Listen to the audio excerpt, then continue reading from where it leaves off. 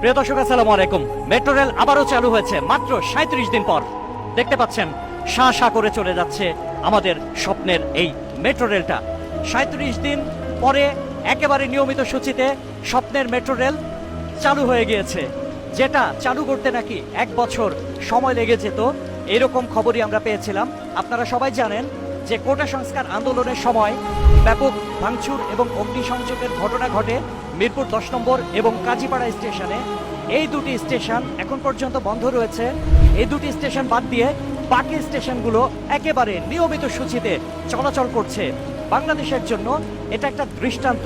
37 দিন পরেই চালু হয়ে গেল, যেটা চালু করতে নাকি 1 বছর সময় লেগে যেত, এরকম কথা পূর্ববর্তী সরকারের কাছ থেকে আমরা শুনেছিলাম।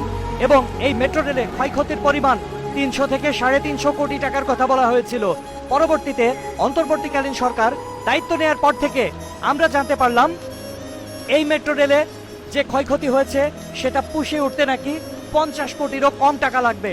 তাহলে 300 থেকে 350 কোটির হিসাবটা কিভাবে দেয়া হলো, এটা জাতি জানতে চায়। এই কথা বাঙালি জানতে চায়। স্বপ্নের মেট্রো রেল চলছে নিয়মিত সূচিতে।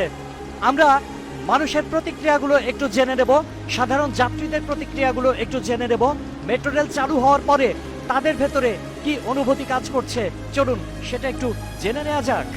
এটা আমি খুব আনন্দিত বিষয় যে যারা আগের সরকার ছিল তারা মিথ্যা দিয়ে ভর্তি ছিল, কিন্তু বর্তমান যে সরকার আসছে তারা আসলে খুবই অনেস্ট ম্যান এবং তাদের আচরণ আমাকে খুব ভালো লেগেছে এবং আমি তাদেরকে ধন্যবাদ দিচ্ছি যে তারা যেন এভাবে দেশটাকে শান্ত করে তারপরে নির্বাচনের কথাটা যেন পরে আসে।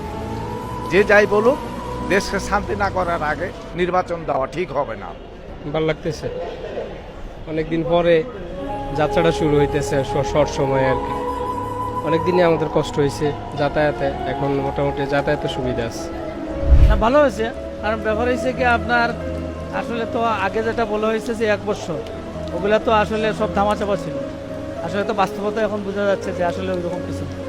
আসলে তো জনগণের জন্যই। আর এখনও বোঝা যাচ্ছে যে বর্তমান যে তত্ত্বাবধায়ক আপনার যে উপদেষ্টা পরিষদ আছে, আসলে জনগণের যার জন্য 1 বছর যেটা বলেছিল এটা মিথ্যা। সত্য হইলে যে এই বাস্তবতা এখন এই ভালো মনে হচ্ছে। এটা আমাদের জন্য খুব সফলতা, আমরা এটাকে খুব সাধুবাদ জানাই এবং এটা আমাদের চলাফেরার গতিকে আরও উন্নতি করে।